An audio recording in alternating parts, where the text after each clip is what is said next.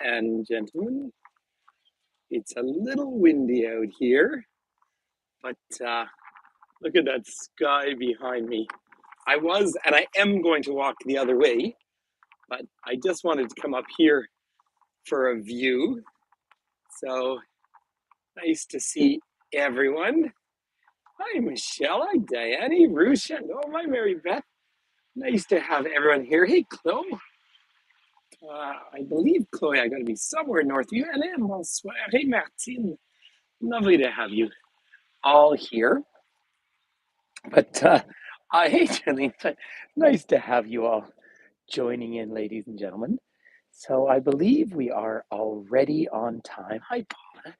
So more the merrier. It's nice to have you here.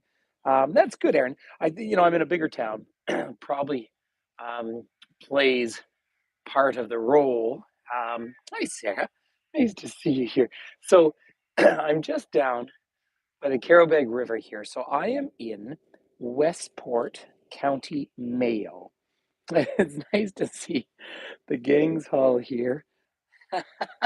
There's Chris. Chris is all he loves me because they're all here with me. And I didn't have dessert. They're sitting down and having their dessert right now. So I'm in the town of Westport. I'm thrilled to be back. Well, 2012, I think, Paula, was rated the most livable town in all of Ireland. Lovely community. We had a really fun day today. So quick introduction, first of all. My name is Patrick Toomey. I'm obviously from the Canadian Rockies, but I'm here in dear old Ireland at the moment. And I'm out on the west coast of what was one of the few planned cities here in Ireland, although it goes back, like everything, really well. We can go back a long time. We can go a long time back in history, of course. Today we were visiting a Metholithic site, hi there, up by Sligo. These are tombs going back 6,000 years, so it starts to put, some perspective of history on. But here, when we start to look at there we go, some of the monastic period of this incredible part of the world. So I'm here, of course, in Ireland. You're never particularly far from the ocean, which is a bit self-evident on a small island in the North Atlantic, an incredibly lush small island. So I'm really keen to take everyone for a nice walk tonight. I'm going to give you probably a little less information than I normally do, just because I haven't been back in a long time. But this is called the Soldier right here, and we'll have a little look. It's carved from Lebanese cedar wood. So and it was a gift to those of Westport Estate, and for those of you who climb with Charlie. Now, that's because we're up by Craig Patrick, which of course is a mountain I'm going to show you in a little ways. And it has been, and I did climb it when I think I was 21 years old. And a significant mountain. It's the fourth highest here in County Mayo. So I'm in, obviously, County Mayo in the west of Ireland. Come on, I was under the flags of the European Union, Ukrainian flag, and then, of course, Westport up here. I don't know if they'll blow around. By the way, you might hear through my headphones a lot of birds making a racket. It's that time of night. So if you're really lucky, you get to witness a murder. Now, it'd only be a murder of crows, but, fair's fair. And of course, because we're on an island in the Atlantic, we get to see palm trees as well. Now, I am actually going to circle around and walk the other way, but I just thought it'd be fun to come and show you some of the gardens out here and some of this beautiful, deep, old growth that we see, and flowers popping out all around us here. So Westport, again, which is so true of this island. So people have been living on the island of Ireland, hands down, since the last ice age. And so it is beautiful, isn't it, Diane? So, I mean, needless to say, the story goes back again and again. But in terms of sort of modern Ireland, you have the monastic period when people are converting in the 4th, 5th, 6th centuries. Now, all through Ulster, of course, we're talking about Columkill the whole time, or St. Columba, who, St. Brendan, which was associated with him, may have even traveled all the way up to Iceland. I mean, there's a lot to talk about there in the monastic period, but gradually you had the conversion of the Irish people to Christianity. But of course, it was their version of Christianity, and I think that's important to note. They practiced Christianity in their own language. But in much more modern terms, this is really a 17th, 18th century city here, community, about 7,000 people. The whole of County Mayo is about 147,000 people. Hi, Antje. And of course, we're just north of County Galway, so a big middle peninsula here in the province of Connacht. I was up in Ulster the last number of days, but I just need to show you out on the lake here, just from a sheer beauty point of view. I feel like I need to sing this to you because, of course, it could be my swan song. But I'm not leaving, so I won't do it. Um, so, of course, classic old Anglo-Irish or Norman Irish houses out on these sort of places. Sorry, I'm just struggling with my Zoom a little bit. Come on, unzoom. There we go. There we are. And you'll see Westport House in the distance, which, of course, is not even an anglicized version of the community. It's really just a different name. But as is classic with pretty much all of Ireland, there's virtually no straight roads except for the new motorways. I will tell you, fascinatingly to me, since I was last here, they're about to open a whole series of new motorways. I mean, I'm having trouble filling a day now because we get everywhere so quickly. I don't really mean that, but it does change what we see and do. So I'm not in the town center, and I do love the town center, but I didn't really. So true, Gregory. Um, the saints and scholars. So I'll be down by the quays, and I thought we'd walk out and have a look at the fabulous skies because I know people enjoyed that so much. So looking across from the lake out here into the inlet, which indeed is tidal, needless to say. Now tomorrow I will be heading out to Achill Island. I haven't put up a tour, but I I will day after tomorrow take you. It's a lovely, oh, so lucky. I will take you all on a tour in Galway. I just have to work out what time I'll be there and I'll be free to do it. But of course, Galway is a place that I feel the real need to show off to everyone. You'll see this little cottage here, the gateway, that smoke coming out the chimneys there. And that's probably peat that is burning up in there as we get out into the west of Mayo.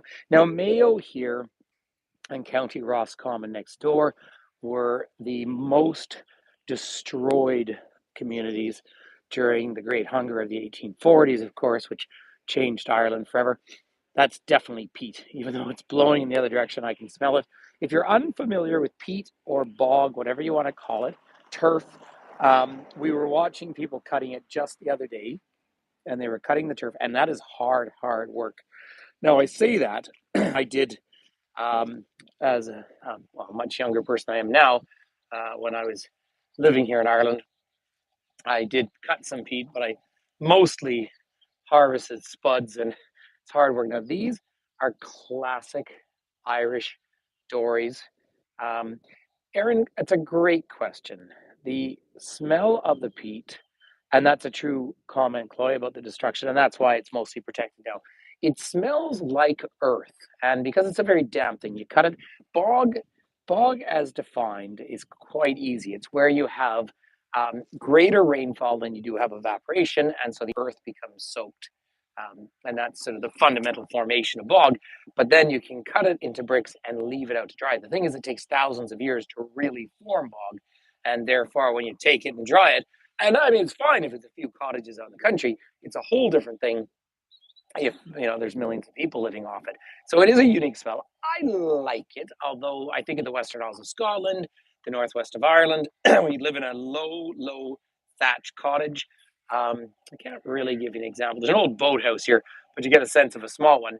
So you live in an old low roof cottage. You sat on tiny little stools, and you would have a fireplace at the end. And of course, the tradition of stew, Irish stew, was basically in a pot over the peat that was just there all the time, and you wasted no food whatsoever because food scarcity was a terrible thing by the time you the population of this island hit 10 million people, and it was of course semi-colonized. So it is a complicated story, but it was the main fuel of the people. Keep in mind, look at these old forms of these boats, and they have that huge hook on the front of them, by hook or by crook.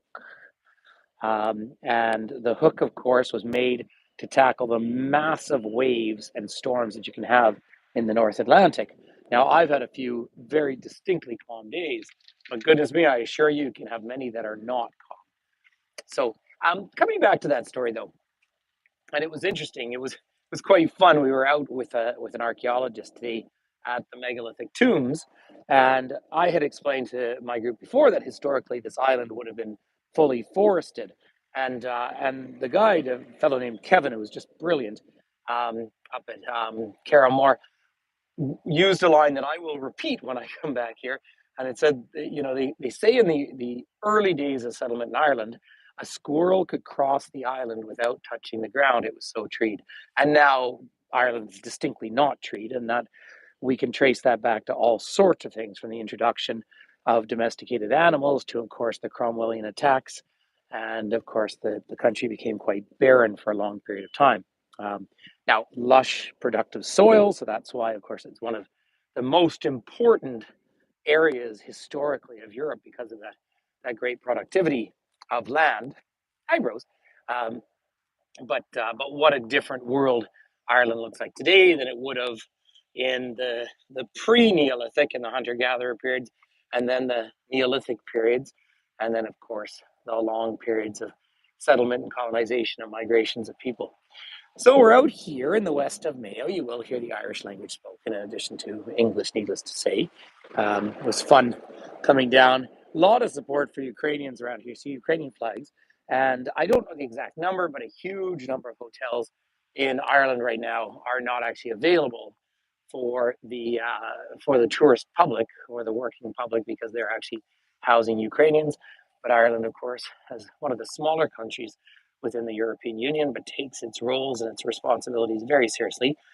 And so it seems quite reasonable that they have made a point of housing and taking in more than perhaps their quota of Ukrainian people. But then that's just always what one expects of the Irish, and I sort of mean that. You know, do we hold the Irish in a higher expectation or standard? We sort of do, because it's a country that plays such a huge role in the rest of the world, even though it's a small population. Now, look at the quays down here. Look at all this redevelopment. So, I'm staying in a hotel just down here on the left. And of course, it is lovely and fun. And dinner was too much food, as always. I sort of half fast when I'm here in Ireland because I just don't eat that much. So, this morning I went out and got some exercise. And then I decided to do, even though I pay the hotel, I do the group's uh, bags, brought them down just for some morning exercise. But let me just give you a sense of where we are, and then we'll talk about the mountains out in the distance. So have a look. So town center, if I had more time, I would give you a tour in the town because it is just gorgeous. But I'm way out at this point now, way out here by the quay. So I thought it'd be fun to walk out on the quay a little bit, but very typical of the centers of Irish towns. Of course, you never had that Roman presence. You didn't have those straight roads, but you have all these roundabouts. And I know my group has commented on just how crazy the roundabouts are. But of course, it was a country that was designed around travel by horse and by horse-drawn carriage rather than necessarily by automobile, and so that changes the game a little bit. And of course, the circle is and not at all Hayward. Hey, nice to see you, Hayward. As far as I know, there's no connection to mayonnaise. I think that's totally a French word. So County Mayo is just an anglicization. But here up at Westport, Cahir is the old term, and there is Roman Island. I thought we'd walk out onto that. But have a look at this lovely architecture out here. And of course, drive on the left side of the road. It's pretty easy once you're here because they're quite busy streets. So it's easy to work through it. Even now, there's Cockpatrick out there. Look at that peak, and there's actually a church on top of it. The church up there is 20th century, so quite young, but there has been a monastic settlement at the top of that mountain since the 500s. Now, in Ireland, you're not going to get really above 1,000 meters, 3,200 feet down in Kerry, but you do have these very sudden cliff formations.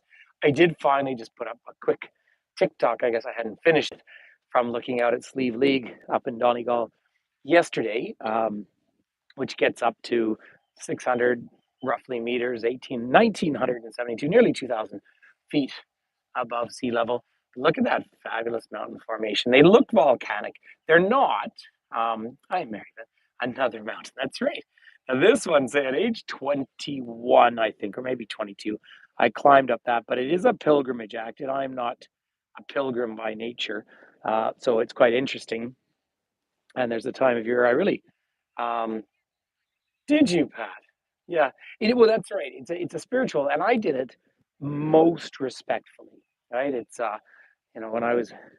when I spent better part of a year quite young walking down the west coast of Ireland, and my belief system's gone a different way, but yeah, these moments where you're exposed and look at these lovely. Now, what I did, I was so excited when I pulled in today because there was no wind at all, so I was having lovely reflections off the pond. But nevertheless, it's pretty fantastic. And of course, tourism development here has been very, generally speaking, very bright. Um, Good infrastructure without overdoing things. And isn't this nice? I love this. So there we are, Westport, County Mayo, framing itself rather perfectly over to Craigpatrick up there. Now I know I'm not perfectly framed, unfortunately, in the gimbal here, but at least gives you a taste of it. Um, and then overall, I've had lots of, I mean, a very engaged group of people who are, well traveled. And we've been talking a lot about the environment. And of course, the keys have all been redeveloped in the last 20, 25 years here. And so the chimneys effectively aren't even used anymore, which is pretty important. In the old days, of course, you burnt a lot of things to stay warm, but Ireland is a signatory to all of the environmental um, developments, right, Jeff, of the of the European Union and living up to their obligations. By the way, just for sheer kicks, I'll give a shout out here to Sligo coaches because this is my coach, my drivers, lovely fellow. They always are, but nice brand new coach actually, which is really fun. So that's how we're traveling around Ireland, and it is really fun when I come with people from the States or other countries with massive infrastructure to see how buses like that can actually move around in very, very small areas. It is fancy. We're pretty posh here. And then of course I keep seeing vans from all over the place. Here's a Danish one. Look at that. Hmm? I didn't have a Danish for breakfast today, but each their own. And then Airbus, of course, is part of the transport um, around this country, part of the bus system. There is still a train that comes out to here, the Irish train service. I think I mentioned this one to my group today. Hi, Fi. But the Irish train service, you know this story where the fella jumps into a taxi in Dublin and he says, "Go as fast as you can. I'm late for the train to Cork." And the taxi driver says, "Ah, oh, don't worry. That train's always late." He says, "I know, I'm the conductor." Oh, but it is, um, now we're in Clew Bay here. And this is a memorial going back, well, remembering 1894. It was 1994, it was the 100-year anniversary. Who drowned in an accident in the bay here. It is interesting when everyone talks in Ireland here, and it's true a lot of the world, but in Ireland, you talk about so many places, and then there's always a prefix of tragedy. So we did stop at William Butler Yeats' grave today. I did eventually read a poem, of course, The Stolen Child.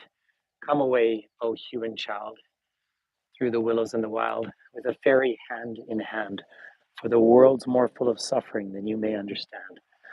Um, and of course, Yeats writing particularly um, a the tragedy of the 1960 operas. Sorry, vehicle was just coming through there. By the way, this is exactly where I'll come and do pull-ups in the morning. Um, but that great literary Irish soul, which is really an undeniable thing to connect with. It's nice being back in the far west of Ireland, and I enjoy being in Dublin. Many of you joined us on virtual tours there last August, I guess. Yeah, I guess it was last year. But coming out here, the quality, and it is diverse now. It's not just Irish people serving. A country that is full of immigration, particularly now as it's the only English speaking country in the European Union, even though, of course, Irish is the official language. But you do get a wonderful diversity here. But, I love Dublin's fair city and I enjoyed Belfast so much. But when you're out here, the sort of mix of sheer beauty, authenticity, and then that changing sky It's a funny thing to say, but I did say it that I actually didn't want, even though I've been enjoying such brilliant sunshine, it's not that I want that every day while I'm here because it's sort of not part of the experience. And I saw today as we were coming into Westport, the lights. Now, I can't quite show you the mountains that are north of us here. They're the ones we looked at last night, way in the distance, if you had joined me walking up on the beach in Donegal. But the light was just changing the whole time. We're a long way north in the world. Hey, Ken, we're a long way north in the world right now. And so as soon as you pick up a little bit of elevation, you'll see very quickly the green sort of passes away. Right? It's the fact that everything is moderated by the water here. And that is significant. Now, I don't know if I can really show it way out in the distance, but way out, let me see. Still having the odd zoom issue, but way out in the distance. If not, I'm going to keep walking out here on what was once an island, not anymore. But there's hills way out in the distance, and that's Achill Island. So the Banshees of Inisheer were filmed there. So that's what we'll be doing as a group tomorrow. And I just don't think I'll have time. If I did put up a tour, it'd be very last minute, but I'm hanging out with my gang, and they're having a nice time. Do you get that? We were talking a lot about Rocks Day, because we were talking about gneiss. Now there's limestone absolutely everywhere here on the west coast, but you find this gneiss, which is the GNISS rock, and that showed up in the megalithic tombs today. And also there was coral reef that are used as capstones with fossils like sticking out of them. And check this out. Now you can smell the seaweed. I can see there's a little bit of contamination in the water there, but all of this productive seaweed out here is one of the best natural fertilizers in the world, and it's part of the testament. So I part of the reason that two things happen here. The land doesn't really freeze, and so that makes a huge difference. Firstly, and then secondly, very productive land and the ability to fertilize it. So that's why, of course, as I talk about so often, Ireland has the ability to hold a farm to table population at a much higher rate than a lot of other countries in the world. But just to curve around, now if we could get the wind to stop, we could get a lovely reflection over here. So we're quayside in Westport. We're not right in the town center. And I just don't know. Carol, it is calm, but when we pulled up, I actually had perfect reflections. So the wind has come up a bit.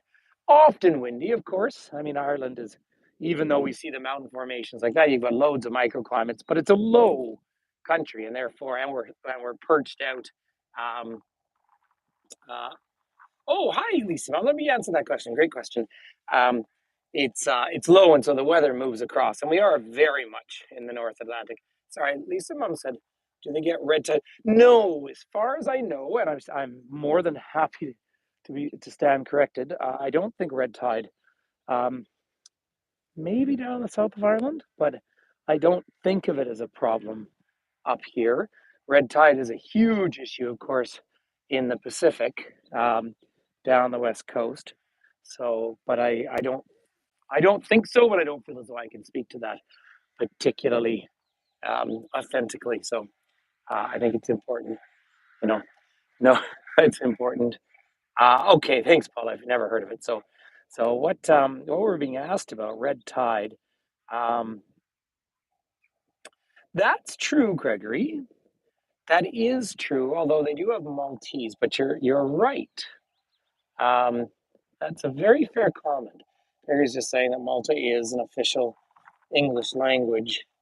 Um, yeah, yep, that is true. It's Malta's been somewhat controversial, of course, because they've been selling passports to people to get in European Union passports. But here in Ireland, not everyone does their education in English, of course. We visited an Irish college yesterday, um, but it is absolutely true that English is an official language on Malta. So that's a really good point. Thank you. Um, did you, Chloe? You had it. Well, there you go. Down in the south in Cork, they had red tide. So red tide's a bacteria. It's a huge problem. Affected southern Chile, where I used to live, enormously. Um, and it causes paralysis. Like, it's a major thing, and we get it out on the west coast, Vancouver Island. I say we, as a Canadian point of view, but I just want to come out here, these classic, what are the dories, the old curved boats we saw were just fantastic. And there's crabbing lobster nets out here, which is pretty fantastic to see as well. Westport cruises. And the gorse is out. I'm hoping all the images of the gorse are showing up because it flowers for about a month. And it was just all over, just erupting in color all through the north coast in the center of Ulster, right down here. And it's quite a mean plant, and it's a hard plant to move. Now we are in its sort of natural home. There's a lot of places where it is not endemic and it's been spread around the world, but all of that gorgeous yellow gorse out there, isn't that lovely to see? Now, I know if people watch this in the replay, they're not necessarily seeing the chat. I have actually, I think I managed to close down the chat so that you can chat about anything you want. So, Evelyn, thank you for asking. We're going out to Connemara, yes, but we're going down. So tomorrow is Achill Island. Connemara, for those who are unfamiliar, is really just effectively south of me here, down in the western part of Galway. I'm not going to the Aran Islands here, Evelyn, and I did once spend nearly 3 months on Inisheer as a younger person. So the three Aran Islands, it's one of the areas in the heart and soul of the Gaeltacht, the Irish speaking areas. So I will be driving down through Connemara, but we're going to Calmore Abbey 2 days time. Those personally, those aren't real highlights to me. These big old wealthy homes, I much prefer being out in the country, and I think that Connemara is a fascinating area, and that's back in the real boggy areas like where I just was yesterday. So I will be driving through it to sort of answer your question, because then I'll be going in day after tomorrow and taking the group in. I'll give them a short introductory tour to Galway, because they need to spend time in Galway, of course. Such a lovely city. And then we'll be heading down to Ennis in County Clare. And so, yes, I am, but not in the time I would like to spend there. Although I will say it is pretty significant. This particular tour for my crowd is a good long one, like 14 days, where, today, every day you have a few hours on the bus, of course, but we're covering, we're able to touch quite a few different things. I mean, so often I've swung into Drumcliff to take a quick photo of 8th grade and carry on. Instead, today we stopped. It was nice, and on behalf of the company, I was able to make a donation to the church. And it's neat. So I'm just seeing. So Alicia, thank you for your question. Let me answer Alicia's question, and I think I can. So roughly 6% of Ireland speaks Irish as their language at home now, and even that's a little debatable. So the Aran Islands and parts of Connemara, and then Tory Island, there's a few areas, the Gaeltacht areas, but even in true Gaeltacht. So we stopped in an Irish college yesterday, but it's more for adults who want to work on their Irish. So a really lovely thing to do. And they even did a little Irish language lesson with my group.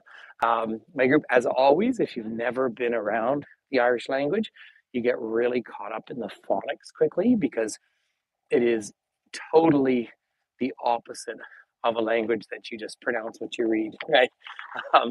It is not phonetic whatsoever. And this goes back to, in my opinion, monks that had way, way, way too long to play with word meanings. Now, there are other reasons for it, but the first consonant is affected to where the vowel comes into the word, and so a complicated language. All that said, Irish is taught in the schools of Ireland. The signs are in the Irish language as you travel around this country. You're welcome, Cynthia. And of course, many people at least are somewhat proficient in Irish. Will Irish come back as the first language across this island? Probably not, realistically. But will Irish survive as a living language? Gosh, I hope so. And I hope so for all the right reasons. I think it's a deeply cultural language. But when I was 21 years old and I spent several months on Inisheer, I was speaking passable Irish. And of course, I haven't carried on with it. And it's obviously not where I live. So that's one of the challenges with all of these smaller language groups. But it's an ancient language. I think Dave said last night, it predates English by over 1,500 years. And I mean, today we had a long conversation about the migrations across Europe from the hunter-gatherers to the Neolithic Revolution to then the Hittites and the Celtic movements of people and so forth, and the Vikings. Right, so that's all. Enough of staring at me, because let me just take you out before we call it a day. Let me take you out to the far end of this point here for the sheer magnificent beauty of it. You will see what you find dotted all over anywhere you go. So here's a little football pitch here. See, there's an old stone wall right in there. There's so much, and as you travel along, it's always quite moving, because particularly down to the west of this country, you will see the remnants of the old stone houses. Now, it's so hard to imagine what life would have been like in one of those stone houses, 10 of you living together in a tiny smoky place, eking a living out of a quarter of an acre or half an acre, with what became potatoes after, of course, contact with South America. But to see how many still in what is now a pretty strong economy and lots of new construction, but the country, the island's population has not recovered from what was not a famine, it was a genocide. It's a moving thing to see, and so that echo is always there. One's never that far from their history in a country like this. The lovely crow here. Look, the birds have been. That's a lovely image. Feel free to. Oops, there we are. Feel free to take a nice photo there, screenshot. Now, I do appreciate if you are able to, of course, press the like button. I did remember this time, thank you, to put in the link to where you can make a donation if you're able to.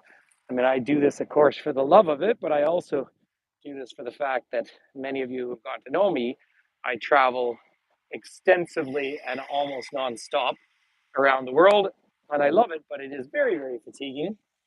And I would love to be able to be doing virtual tours and not always.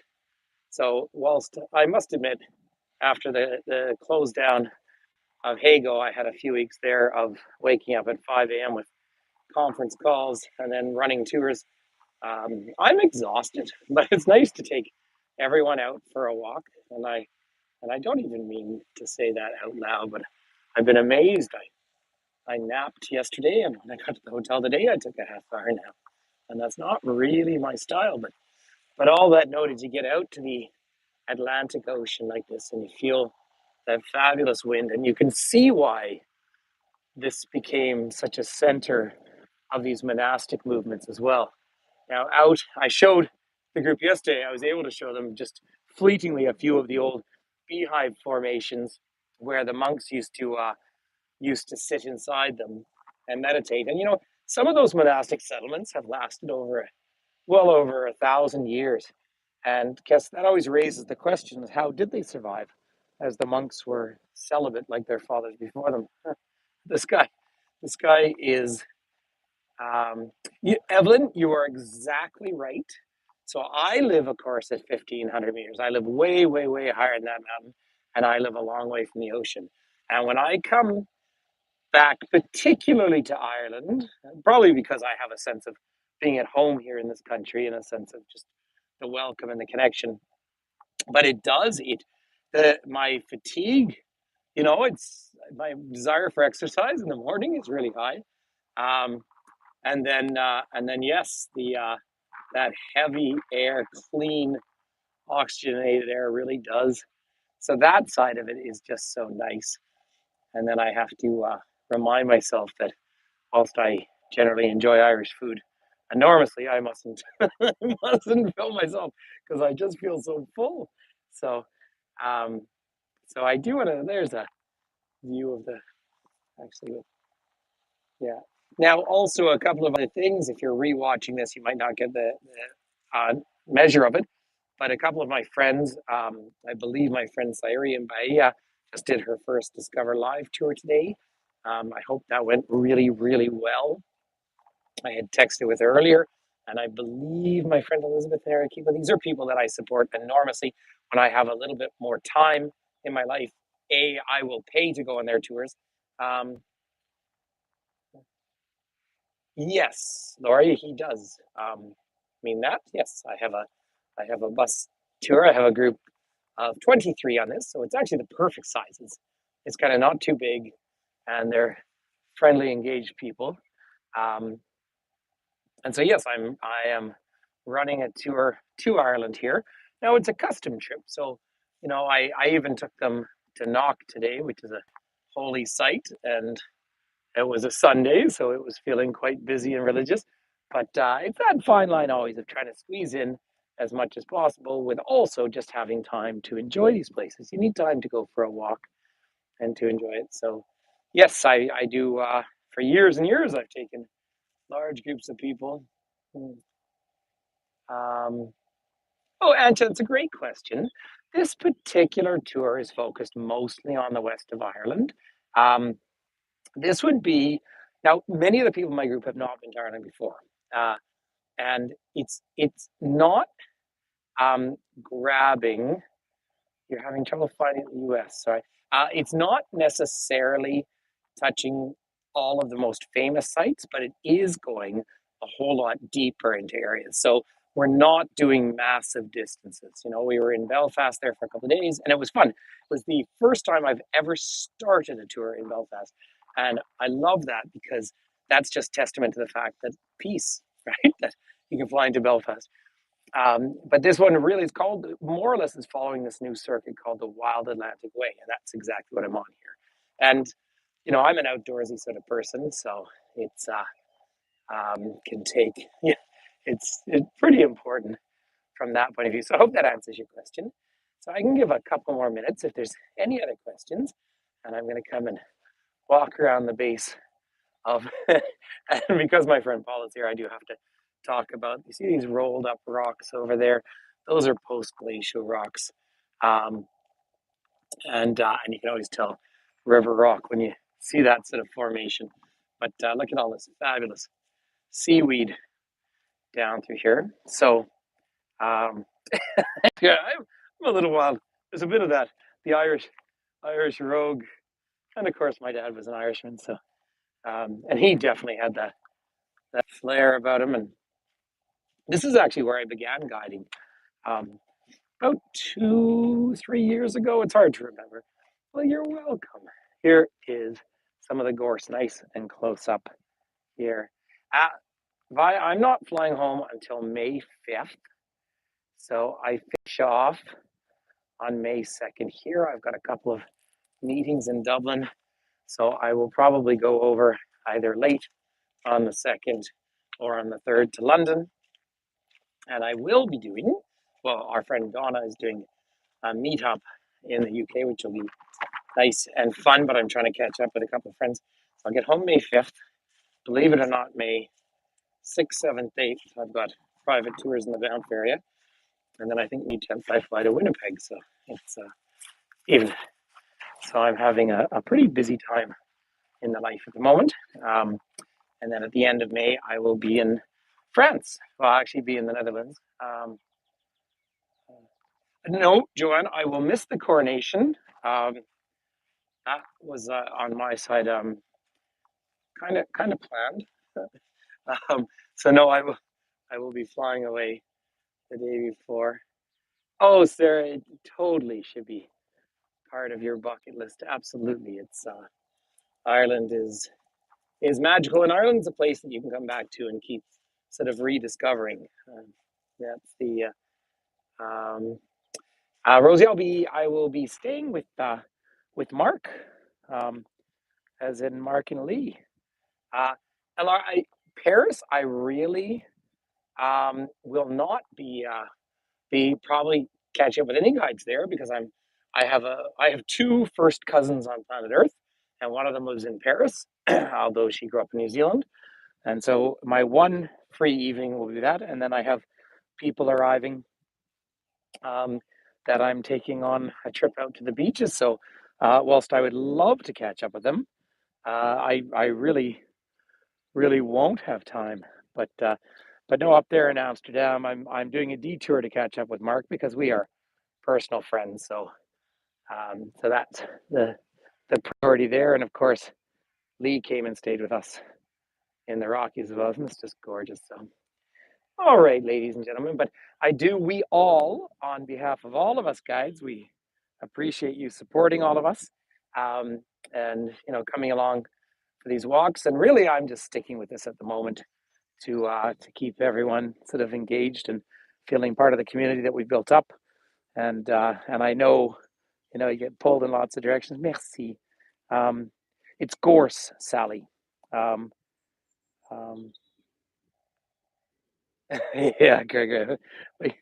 Good, good to have a life. Yeah, I really, didn't have coming over to London. Just really caught up with a couple of friends very briefly. Um, and so, yeah, I have a couple of dear friends that I'd just like to reserve a bit of time for. Debbie, there's a link. Thank you for asking. Hey, Deb, there's a link in the description. I think I put it in there this time. I'm not great at remembering that, but on my website, toome.travel, and there's a donate page there. So donate, there's the buy me a coffee or custom donate. And if you're happy and willing to do that, it's much appreciated. Um, and I know many people have been asking me whether Finn's going to get some tours up. Um, so I heard, Rosie. I need to do that. Pin it to the top of the chat. Although I guess but does that mean, sorry to ask questions of you now, if I pin it to the top of the chat, does it sit up there the whole time? Like, does everyone see it? Um, so this is the thing. I'm focused on obviously the tour I'm running, and then I put these up too. So that, thank you, Rosie, for telling me. I really appreciate that. So on that note, ladies and gentlemen, from the far west of Ireland, look at that. Um, Well, I really, really appreciate that advice, Rosie. 100%. Oh, the other thing I just wanted to say, it's not for me to tell people things, but our dear friend Hazel, who is a guide here in Ireland, she is doing, not that she needs training, but I don't know, not that she needs training, but she's getting linked into the company that I'm doing this tour through. And I got her in touch with a friend of mine, and so she'll be doing that later this week. So I just think that's really wonderful as well. So, it's so nice to all these connections we have. Um, there we are. Well, listen, thanks. I have to work out how to do these things. I just honestly need a couple of weeks, is the honest truth. I tried to have a couple of weeks earlier here, and then of course the Hago shutdown kind of blew that up. But you know what? Look where I am in the world. Um, Lori, if you just it was there in the description, but I'm very sorry if you can't. But the number 2me dot travel is my website, and there's a donate thing at the top. But thanks everyone. Description. So you know what, I feel anyone who has trouble navigating all this, I have to be sympathetic to that fact because I do too, right? So all of that noted, I want to say peace and love to all of you. Thank you for your friendship, support. And I don't think I'll squeeze in a tour tomorrow, but day after tomorrow. Yeah, Laura, can't put in a button. Yeah, I don't know. But day after tomorrow, I will work it out. What time I'll be free to take you, at least for about a half hour in Galway, because it's a famous, famous city, and it's the land of Tommy Tiernan. And I won't do any of his comedy because he swears all the time. All right, everyone, from beautiful, beautiful County Mayo, the far west of Ireland. Thank you for your friendship and support. And it's so nice to be able to share the world this way. Oh, I love Galway too. I love it all. Look, isn't it nice to be out here?